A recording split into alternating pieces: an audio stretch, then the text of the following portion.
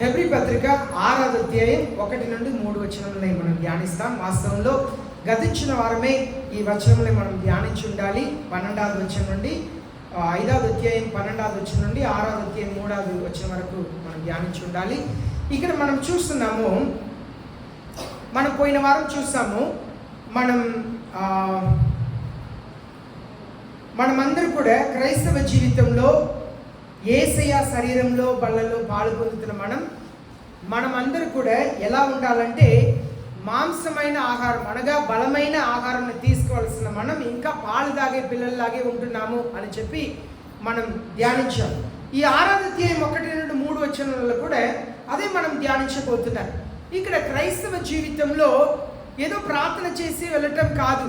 క్రైస్తవ జీవితం అనేది ఇంకా కొన్ని రోజుల్లో తెలియబోతుంది. యేసయ్య చాలా త్వరగా వస్తున్నారు.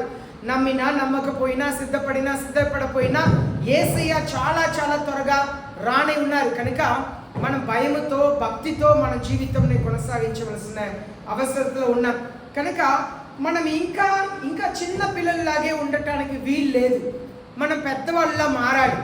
పెద్ద దేవుని వాక్యంలో, దేవుని పనిలో మనం ఇంకా ఆత్మీయ జీవితంలో ఎదగాలి. కనుక మనం ఇక్కడ చూస్తున్నాం 6వ అధ్యాయం 1వ వచనంలో, therefore leaving the elementary teaching about Christ,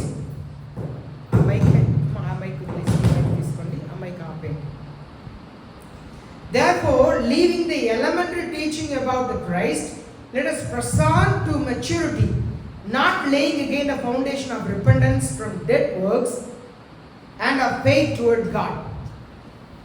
6వ అధ్యాయం 1వ వచనం. కాబట్టి నిర్జీవ క్రియల్ని విడిచి మారుమనసు పొందుటయు, చదవండి, దేవుని యందలి విశ్వాసమును బాప్తిసములను గూర్చిన బోధనయు, హస్తనిక్షేపణమును, మృతుల పునరుద్ధానమును, నిత్యమైన తీర్పును అను పునాది మరలా వేయక క్రీస్తును గూర్చిన మూలోపదేశం మాని సంపూర్ణులమగుటకు సాగిపోవుదము. చూడండి, సంపూర్ణములవుటకు సాగిపోవాలంట. అదే మనం పుల్పిట్లో రాసి ఉన్నాం, ప్రెస్ ఆన్ టువర్డ్స్ పర్ఫెక్షన్. సంపూర్ణంగా అవుటకు ప్రయాసపడాలి. ప్రతి దినం కూడా, ప్రతి వారము, ప్రతి నెల సంపూర్ణం అవుటకు ప్రయాసపడుతూ ఉండాలి. దాన్ని మనం అలాగే రాసి ఉన్నాం. ఏమని ఉంది? ఇంగ్లీష్ చదివేవారు చదవండి, విగ్రహ చదవండి. ప్రెస్ ఆన్ టు పర్ఫెక్షన్, పరిపూర్ణులుగా మారుటకు ప్రయాసపడాలి. అదే మనకున్న ఉద్దేశం. మనం పరిపూర్ణం అవ్వాలి. నిన్నటి దినం కంటే ఈ రోజు పరిపూర్ణంగా మారాలి. పోయిన వారం కంటే ఈ వారం పరిపూర్ణులుగా మారాలి. పోయిన నెల కంటే ఈ వారం పరిపూర్ణంగా మారాలి. మీ పిల్లలు ఒకే క్లాసులో వచ్చే సంవత్సరం కూడా 5వ క్లాసులో ఉంటే సంతోషపడతారా? 6వ క్లాస్కి వెళ్తేనే సంతోషపడతారు కదా. తల్లిదండ్రులు సంతోషపడతారు, పిల్లలు సంతోషపడతారు. కానీ మీరు ఆత్మీయ జీవితంలో పోయిన సంవత్సరం ఎలాగే ఉన్నారో అలాగే ఈ సంవత్సరం కూడా ఉన్నా మీరు సంతోషపడట్లే. సేవకులైన మేమే బాధపడుతున్నాం. మీరు బాధపడలేదు, సేవకులైన మేమే బాధపడుతున్నాం. సంవత్సరానికి మన ఆత్మీయ జీవితంలో ఎదుగుదల ఉండాలి. ఆత్మీయ జీవితంలో వర్ధిల్లాలి.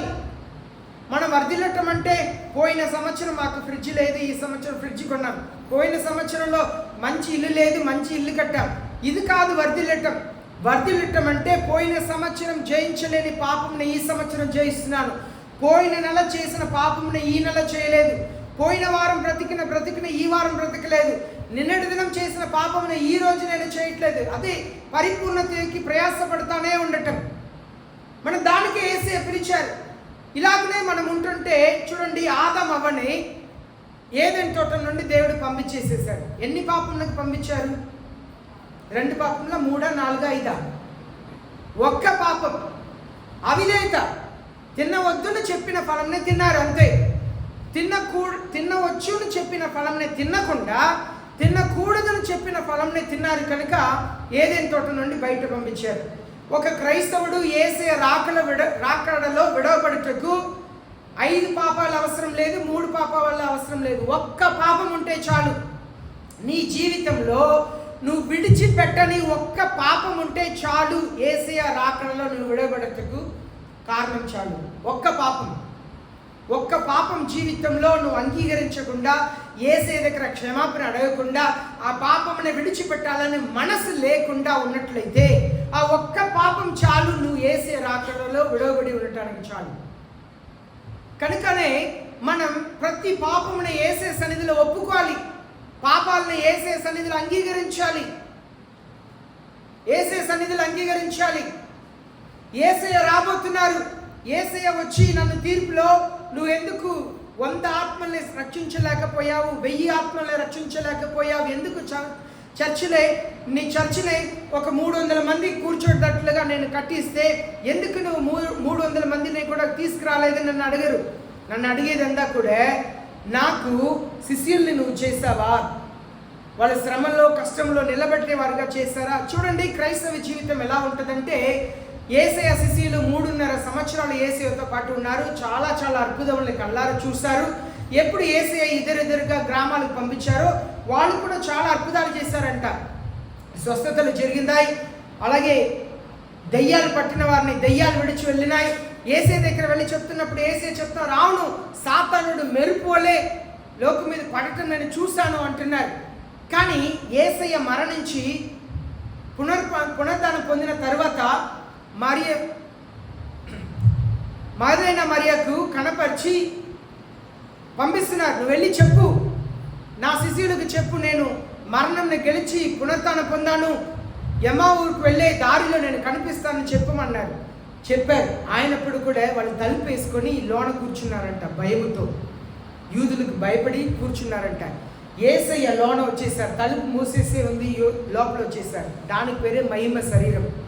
యేసయ్య లోకంలో ఉన్నప్పుడు అలా తలుపేసి ఉంటే తలుపుని తట్టాలి, తలుపు తట్టి వాళ్ళు తలుపు తెరిస్తేనే లోన రావాలి. కానీ మరణించిన తర్వాత మహిమ శరీరంగా మార్చబడిన తర్వాత తలుపు మూసేసి ఉన్నా కూడా లోన రావచ్చు. అదే సమయంలో మాంస శరీరంని ఎలా ముట్టుకలుగుతామో అలాగే ఆ మహిమ శరీరంను కూడా మనం ముట్టుకలుగుతాము అనే సత్యమునకే తోమాని పిల్లలు చెప్తున్నారు. తోమా, నా గాయముల్ని చేతులు పెట్టి చూస్తేనే నమ్ముతా అని చెప్పావు కదా, రా వచ్చి ముట్టి చూడు.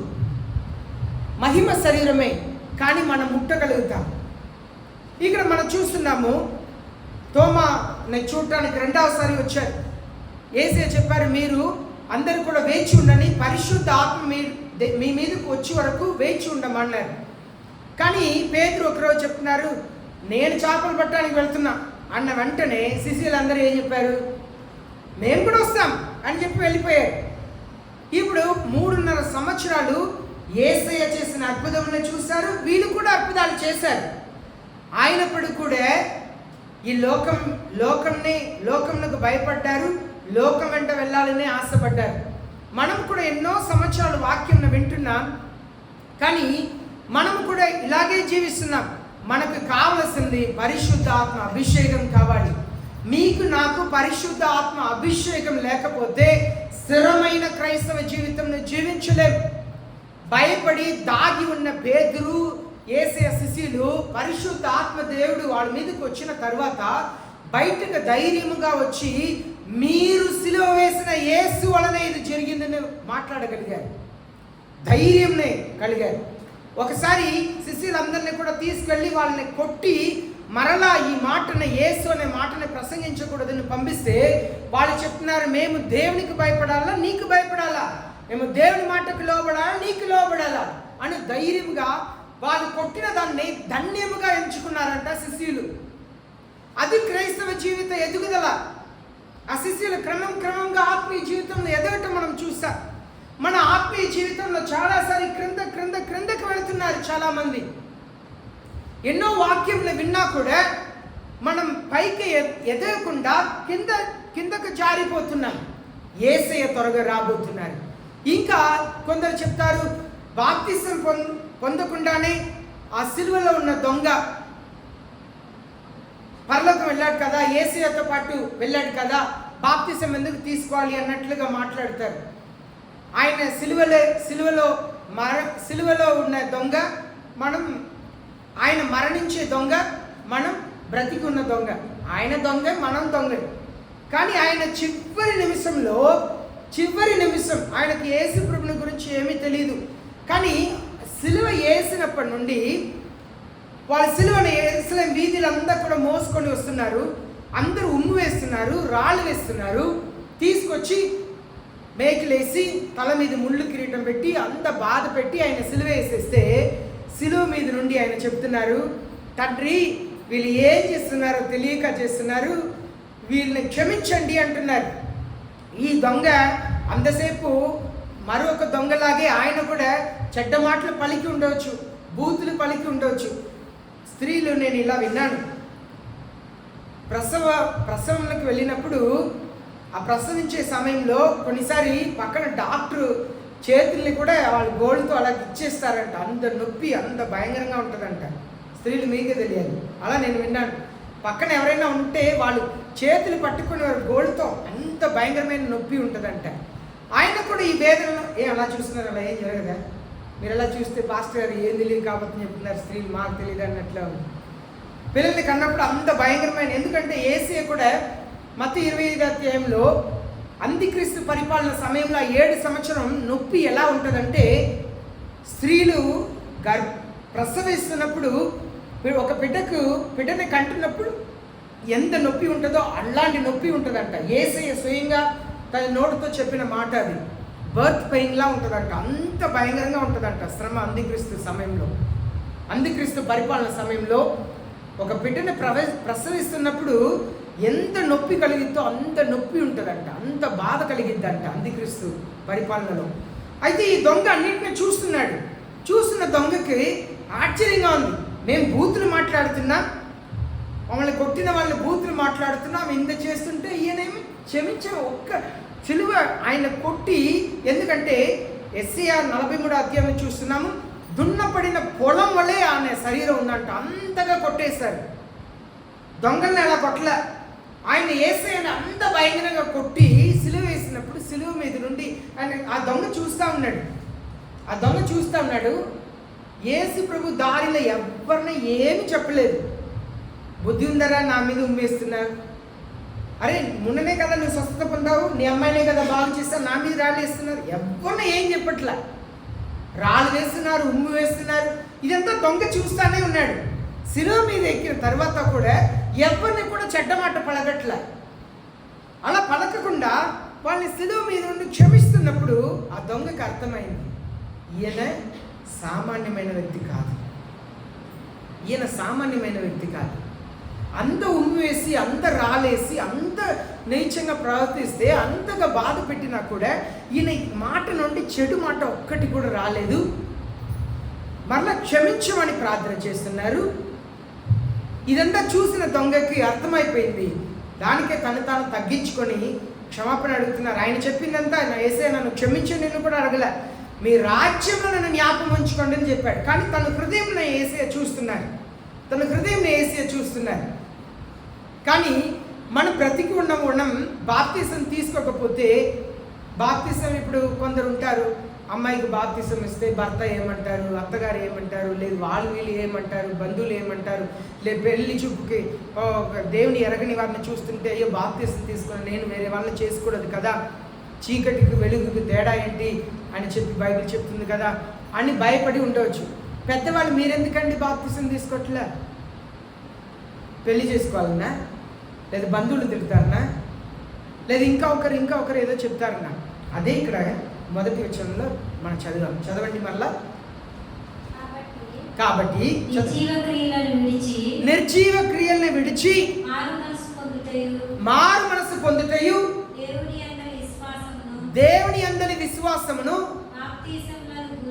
బాప్తిసములను గూర్చిన బోధయు హస్త నిక్షేపమును మృతుల పునరుత్థానమును నిత్యమైన తీర్పును అనుకున్నది మరలా వేయక క్రీస్తుని గూర్చిన మూల ఉపదేశంని మాని సంపూర్ణమౌటకు సాగిపోదము. ఇక్కడ మనం మరలా బాప్తిసం గురించి మాట్లాడుతూ ఉండవాకండి. ఇప్పుడు ఒక వ్యక్తి ఉన్నాడండి, పౌలు అపోస్తలుడు ఉన్నారు. ఆయనని మార్గంలో యేసయ్య దర్శించిన తర్వాత 3 రోజుల తర్వాత అననీయాను ఒక దేవుని సేవకుడిని పంపించి ఆయన తల మీద చేసి ప్రార్థన చేసిన తర్వాత తన కళ్ళు చూపు వచ్చేసింది. ఈవిడ బాప్తిసం పొందాలి అని పౌలు అపోస్తలుడు వెంటనే బాప్తిసం పొందుకున్నారు. అలాగనే యెరూషలేం నుండి ఒక ఈనక్ అనగా వేరే దేశం నుండి వచ్చిన వాడు, ఆయన ఒక పత్రికని చదువుకొని వెళ్తున్నారు రథంలో. పరిశుద్ధ ఆత్మదేవుడు ఫిలిప్తో మాట్లాడుతున్నారు, ఇదిగో నువ్వు పరిగెత్తి వెళ్ళు. ఆయన రథంలో వాక్యం చదువుకొని వెళుతున్నారంటే ఆయన పరిగెత్తి వెళ్ళారంట. వాళ్ళు రథంలో వెళుతున్నారు, ఈయన ఇంట్లో నుండి పరిగెత్తి వెళ్ళారంట. ఆయన చేరుకొని, అయ్యగారు మీరు ఏం చదువుతున్నారు, మీకు అర్థమవుతుందా అంటే, ఏమి అర్థం కావట్లేదు, ఎవరిని గురించి ఈయన చెప్తున్నారు అంటే, నేను చెప్తానంటే రథం మీద ఎక్కించుకున్నారు. యేసయ్య గురించి ఇది చెప్తుంది. వధించుటకు తీసుకెళ్ళబడే గొర్రె పిల్లల యేసయ్య గురించి చెప్పబడి ఉంది. యేసు ప్రభు ఇలా ఇలా జీవించారు, ఆయన సిలువ వేశారన్న వెంటనే బాప్తిసం తండ్రి యొక్క కుమారునికి పరిశుద్ధ ఆత్మ యొక్క నామంలో బాప్తిసం పొందాలన్న వెంటనే, అయితే ఇక్కడ నీళ్ళు ఉంది కదా, బాప్తిసం పొందటానికి ఏ ఆటంకం ఉందంటే అక్కడే రథం ఆపి దిగి వెళ్ళి బాప్తిసం తీసుకున్నారంట. కానీ మనం బాప్తిసం పొందటానికి వెనకాడుతున్నాం. ఇక్కడ చూస్తున్నాము, మనం మెచ్యూరిటీకి రావాలి, మనం మెచ్యూర్గా ఎదగాలి, మనం చనిపోయి అందరు కూడా మరలా లెగవాలి. ఒక పాస్టర్ గారు ఇలాగ చెప్తున్నారు, వాళ్ళ సంఘంలో ఇలాగ ప్రకటించారంట, ఒక 60 ఎకరములు మనం డబ్బు పెట్టి మనం కొంటాము మన సంఘం కొరకు. ఎవరైనా మన సంఘం కొరకు కాదు, క్రైస్తవులు ఎవరు చనిపోయినా అక్కడ పాత పెట్టవచ్చు అని చెప్పి ప్రకటన చేస్తారంట. నేను ఒక 5 లక్షలు ఇస్తాను, నా సొంత డబ్బు ఒక 5 లక్షలు ఇస్తాను, మీరు ఎంత ఇస్తారో ఒక 60 ఎకరం పొలం కొంటాము, దాంట్లో క్రైస్తవుల్ని పాత పెట్టడానికి. ఎందుకంటే ఆ చర్చిలో ఒకరోజు ఒక ఆవిడ చనిపోతే ఆ ఊర్లో ఉన్న వాళ్ళు పాత పెట్టడానికి తీసుకెళ్తే ఈమె బాప్తిసం తీసుకుంటుంది కనుక ఇక్కడ పాత పెట్టడానికి వీలు లేదు అని చెప్పి పెద్ద సమస్యను చేశారంట. ఆమెను ఇక్కడ పాత పెట్టడానికి వీలు లేదు కనుక ఆ పాస్టర్ గారు చెప్పారంటే, మనమే ఒక 60 ఎకరం కొని పాత పెట్టడానికి వాడుకుంటాము అని చెప్పి ఆ విషయంలో నాతో చెప్పుకొని వస్తున్నారు. నేను చెప్పాను, సరే మంచిదే, మీరు చేస్తున్నది మంచి పనియే, కానీ అది చేయటానికి ఒక మార్గం ఉంది, దాని ప్రకారమే చేయాలని ఆయనకు వివరిస్తే ఆయన చెప్పారు, మీరు చెప్పే వరకు నాకు ఈ సంగతులంతా ఏమీ తెలియదండి, దానికే నేను వచ్చాను, మీరు ఏం చెప్తారు నేర్చుకోవాలనే వచ్చాను. నా దగ్గర అక్కడే అలాగే చెప్పారు, మీ దగ్గర నేర్చుకోవాలి. అప్పుడు నేను చెప్పాను, 60 ఎకరం కొనండి, కానీ ఆ 60 ఎకరంలో ఎవరిని పాత పెట్టాలి, ఒక్కరికి ఎంత స్థలం అంతా కూడా ప్లాన్ చేయండి. ఎందుకంటే కొందరు ఉన్నారు, కొందరు ఏం చేస్తారంటే వాళ్ళ దగ్గర చాలా డబ్బు ఉంటుంది, 2-3 పాత పెట్టే స్థలంలో పెద్ద సమాధి కడతారు. ఇల్లు కంటే పేదవాళ్ళకు ఒకరికి ఇల్లు కట్టడానికి ఒక 20 రేకులు కొని ఇవ్వటానికి మనసు ఉండదు, కానీ వాళ్ళు 3-4 పాత పెట్టే చోట్ల అంత పెద్ద సమాధి కడతారు. ఎందుకు నేను చెప్తున్నాను అంటున్నారా, గుంటూరులో ఉన్న సమాధి తోటను వెళ్ళి చూడండి, మార్బుల్ వేసి టైల్స్ వేసి, ఎంత ఇల్లు కూడా అలా ఉండదు. పేద ప్రజలు, మన ఊర్లో ఉన్న ప్రజలు ఒక్కొక్కరి ఇల్లు తెచ్చి చూడండి, కానీ అలాంటి పెద్ద పెద్ద సమాధిని కడతారు. కనుక ఒక్కరికి ఇంతే స్థలం, అది కూడా ఒక కుటుంబంలోకి ఇంతే స్థలం.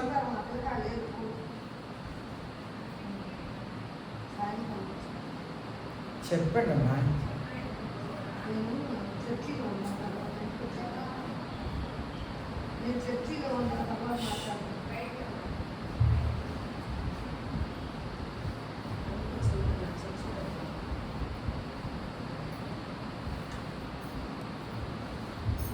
ఫోన్ వస్తే బయట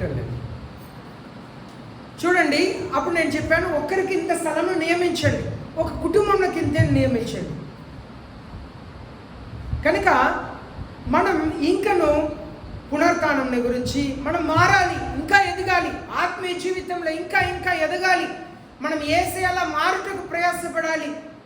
ఏదో ఒక తప్పు చేశామని ఈనాడు సాతానుడు ఏం చేస్తున్నాడంటే, చేసిన పాపంని గుచ్చి గుచ్చి గుచ్చి గుచ్చి ఆ పుండుని మానేయుడు.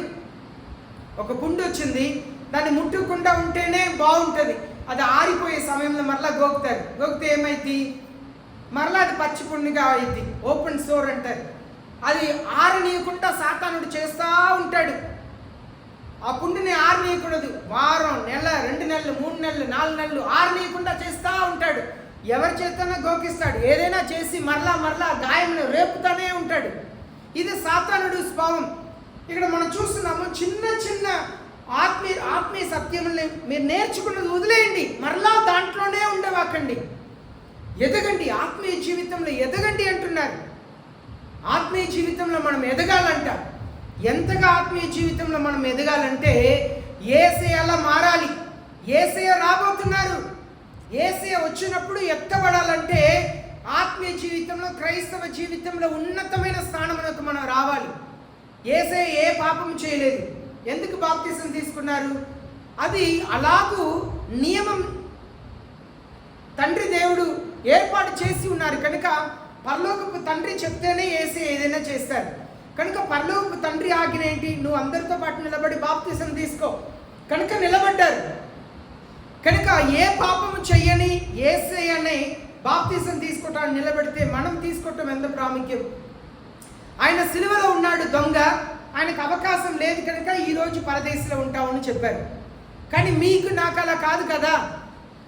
అవకాశంలో ఎన్ని అవకాశములు దేవుడు ఇస్తున్నారు కనుక యేసయ్య శరీరంలో రక్తంలో పాలు పొందకపోయినా పరలోక రాజ్యంలో పాలు లేదు అన్నారు. బాప్తిసం పొందకుండా ప్రభు వల్ల మీకు ఇవ్వటం చాలా సులువు. ఎందుకు సులువు? ఆ రొట్టెని ద్రాక్షరసం ఇలా చేతులు తీసి మీ చేతిలో పెట్టడం కష్టమా? కాదు, సులువైన కార్యమే. కానీ మీరు లోబడాలి, దేవుని వాక్యంలోకి లోబడాలి. అదే ఇక్కడ చెప్తున్నారు. therefore leaving the elementary teaching about Christ, యేసు ప్రభువుని గురించిన చిన్న చిన్న సత్యములే మీరు ఇంకా మరలా చెప్పుకుంటా ఉండవద్దు. ఇంకా ఆత్మీయ సత్యంలో ఎదగాలి. let us press on to maturity. మనం పెద్దవాళ్ళు అవ్వాలి, మెచ్యూర్డ్ మైండ్ కావాలి, ఎదగాలి. Not laying again a foundation of repentance from the dead works. నిర్జీవ కార్యమైన పునాదిని మరలా కట్టకూడదు. ఎంతకాలం పునాదిని కడతారు? పునాది మరలా కడతారా? లేదు. వేసిన పునాదియే మరలా పగలగొట్టి వేయటం కాదు. మనం ఎదగాలి, దాని మీద కట్టాలి. అండ్ ఆ ఫెయిత్ టువర్డ్ గాడ్, దేవుడి పట్ల ఎలా విశ్వాసం కలిగి ఉండాలనేది జ్ఞాపకం ఉంచుకోండి అంటున్నారు. Of the instruction about washing and laying on off hands, అనగా వాషింగ్ అంటే మనం నీటి మూలంగా బాప్తిసం పొందాలి. పరిశుద్ధ ఆత్మల ద్వారా అగ్ని బాప్తిసం కూడా పొందాలి. మనలో అగ్ని బాప్తిసం కలగాలి.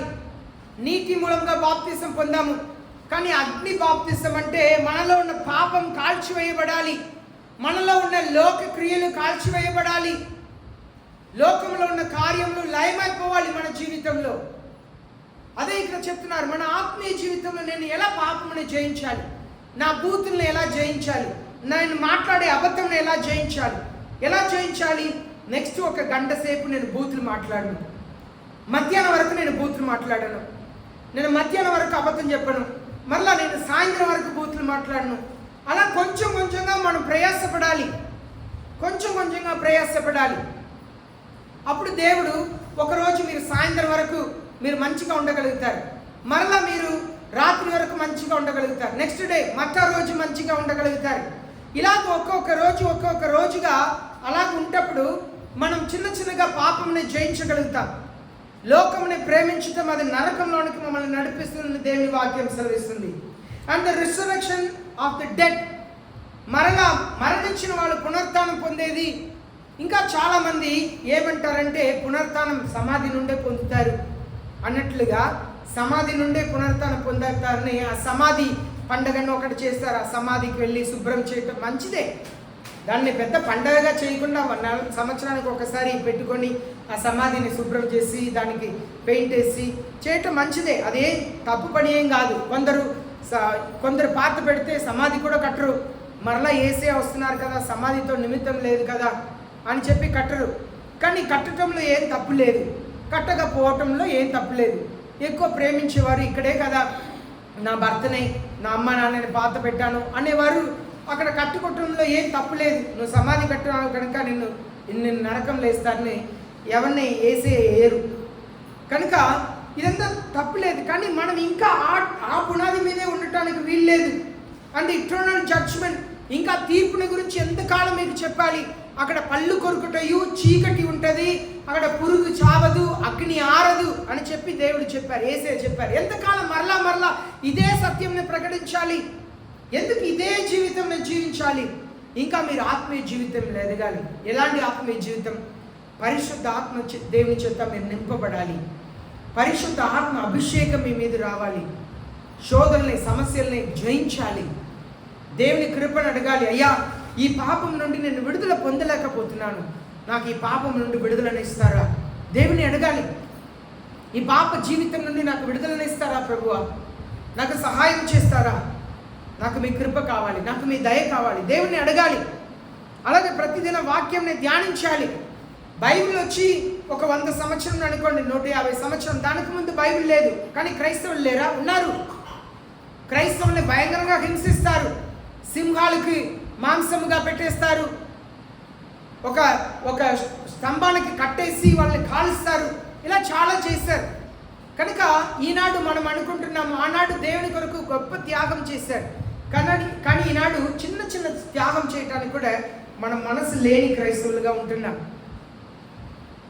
ఇక్కడ చూస్తున్నాము 3వ వచనంలో, and this we will do if God permits. ఇక్కడ ఈ హెబ్రీ పత్రికను రాసిన పౌలు అపోస్తలుడో లేదు ఇంకా ఒకరో ఆయన చెప్తున్నారు, కనుక మనం ఈ పనిని చేస్తాం. చదవండి అమ్మా దాన్ని, 2వ వచనం 3వ వచనం చదవండి.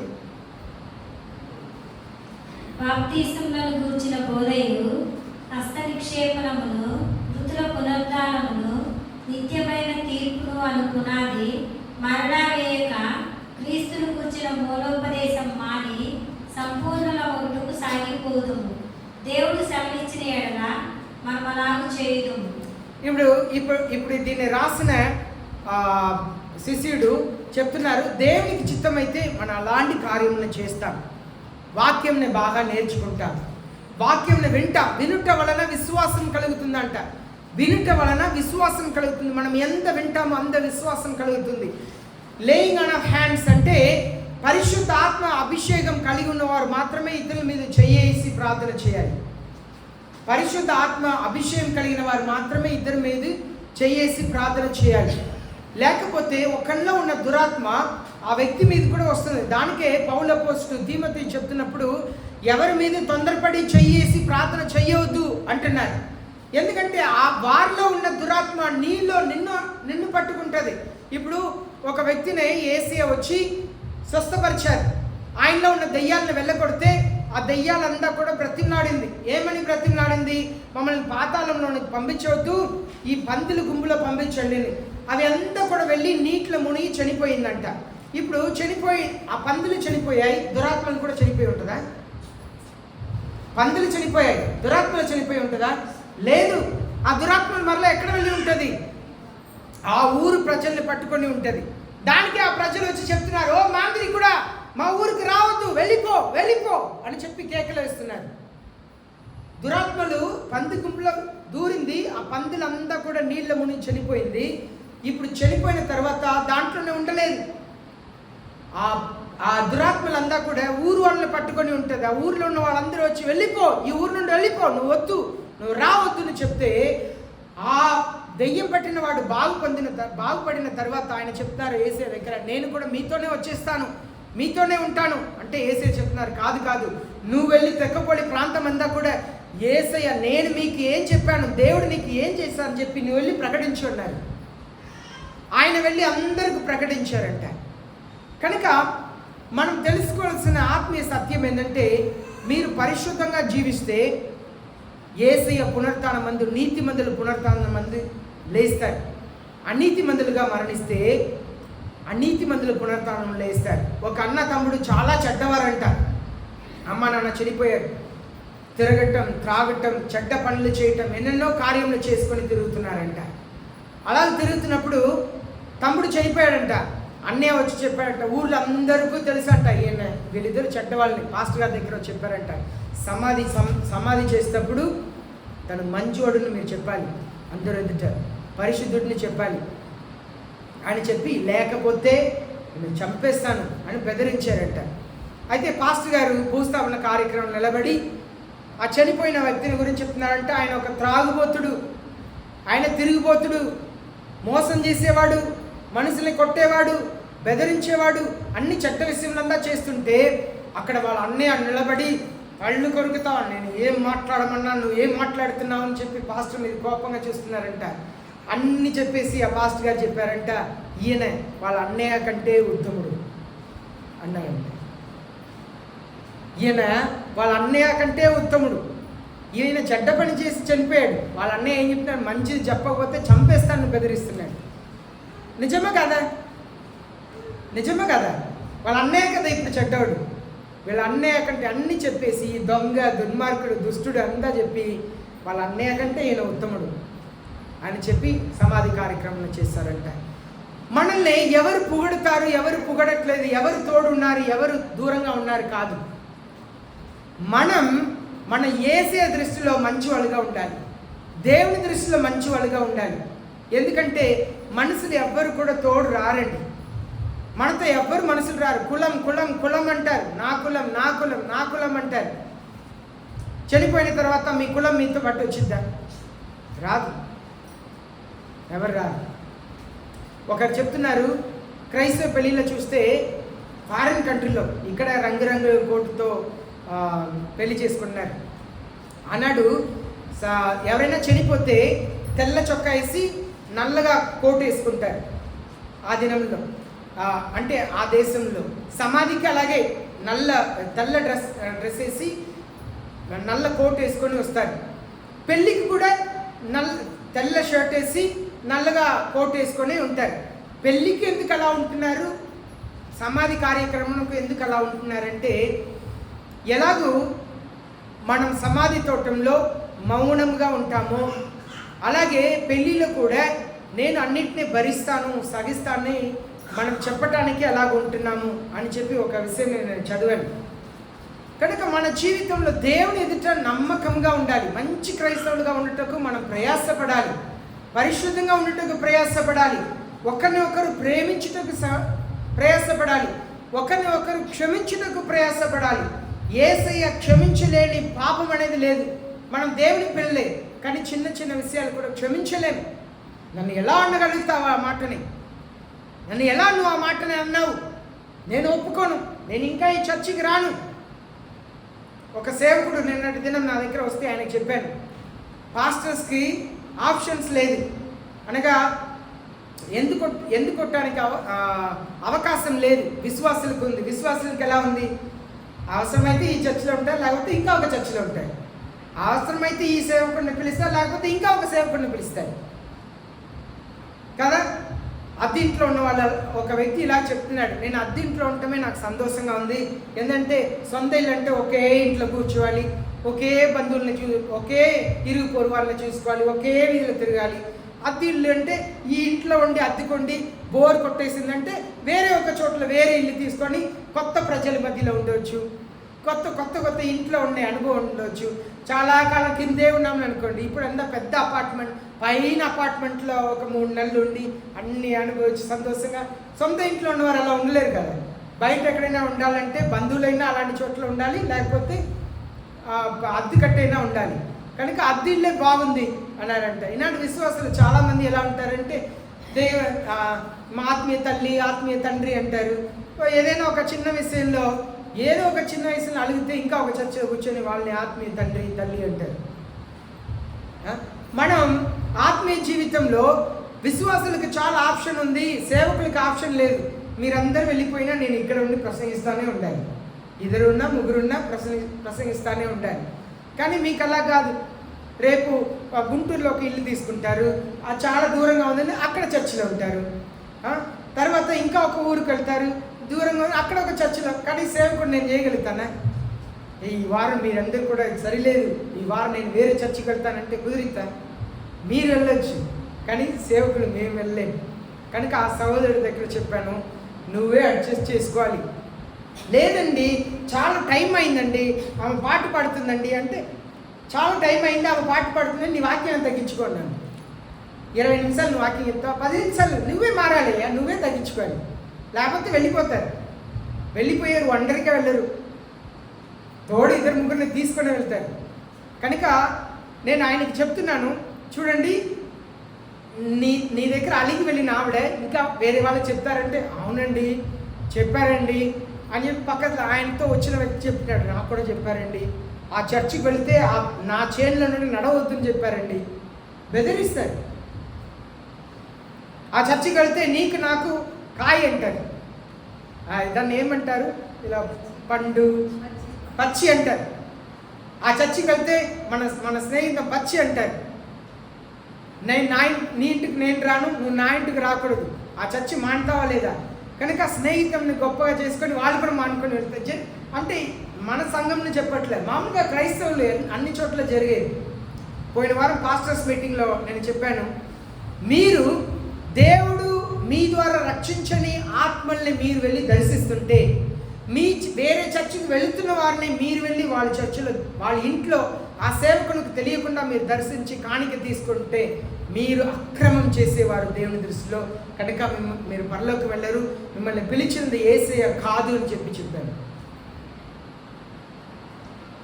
ప్రియమైన దేవుని జనమా, ఇక్కడ మనం హెబ్రీ పత్రిక 5వ అధ్యాయం 12వ వచనం నుండి 6వ అధ్యాయం 3వ వచనం వరకు మనం నేర్చుకున్న సత్యం ఏంటంటే, మనం ఇంకా మారాలి, యేసయ్యలా మారాలి. పాపం చేస్తే జయించలేకపోతే దేవుని క్షమాపణ అడగాలి. క్షమాపణ అడిగి ఏం చెప్పాలంటే, అయ్యా నేను ఈ పాపంని జయించలేకపోతున్నాను, మీరు నాకు సహాయం చేయండి. దేవుని సన్నిధిలో ఒప్పుకొని సహాయం అడగాలి. పరిశుద్ధంగా మారుటకు ప్రయాసపడాలి, పరిశుద్ధంగా మారాలని ప్రయాసపడాలి. ఎవరైనా ఇక్కడ 10 రోజులు 3 రోజులు అలా స్నానం చేయక ఉన్నవారు ఎవరైనా ఉన్నారా? లేదు, ప్రతిరోజు స్నానం చేస్తారు. పై వస్త్రం వాసన వస్తుందంటే వెంటనే, వాసన రానే అవసరంలే, 2 రోజులు కట్టుకున్నానంటే వెంటనే తీసి ఉతుకుతాం కదా, మనల్ని మనం శుభ్రం చేసుకుంటాం. అలాగే ఆత్మీయ జీవితంలో మన ఆత్మని కూడా పరిశుద్ధంగా ఉంచాలి, నీతిగా ఉంచాలి. మనం ఇంకా చిన్నపిల్లల టీచింగ్లోనే ఉండకూడదు, పెద్దవాళ్ళుగా మారాలి. ఆత్మీయ జీవితంలో బలమైన క్రైస్తవులుగా మారాలి. యేసయ్యని పరిపూర్ణంగా విశ్వసించే క్రైస్తవులుగా మారాలి. ఇంకా పాలు తాగుతూ ఉండకూడదు. పాలు తాగొచ్చు, పాలతో పాటు మాంసమైన ఆహారం తీసుకోవాలి, బలమైన ఆహారం తీసుకోవాలి. పాలు మాత్రం చిన్నపిల్లలకే ఇస్తారు. ఏ తల్లి కూడా జీవితాంతం పాలే ఇచ్చి పెంచుతానని అనుకుంటారు ఆ పిల్లల్ని.